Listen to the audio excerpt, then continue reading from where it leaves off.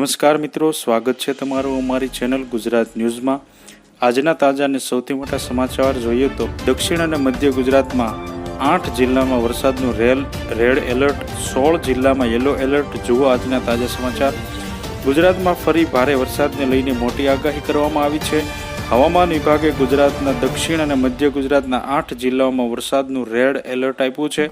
સવારના 10 વાગ્યાથી વરસાદ ગુજરાતમાં શરૂ થવાનો છે, ત્યારે આ ભારે વરસાદના પગલે 8 જિલ્લાઓમાં રેડ એલર્ટ જાહેર કરવામાં આવ્યું હતું।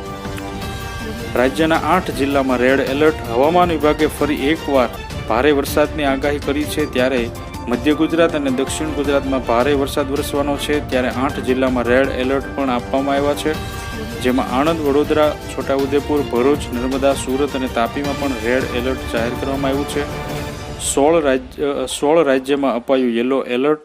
હવામાન વિભાગની આગાહી મુજબ આજે સવારે 10 વાગ્યાથી અતિભારે વરસાદ વરસી શકે છે। આ સાથે રાજ્યના ભાવનગર સહિત રાજ્યના 16 જિલ્લાઓમાં યલો એલર્ટ આપવામાં આવ્યું છે, ત્યારે આજે આખો દિવસ અત્યંત ભારે વરસાદ સાથે મેઘરાજા તાંડવ મચાવી શકે છે। આ સાથે આગાહી મુજબ 40થી 60 કિમીની ઝડપે પવન પણ ફૂંકાઈ શકાય છે।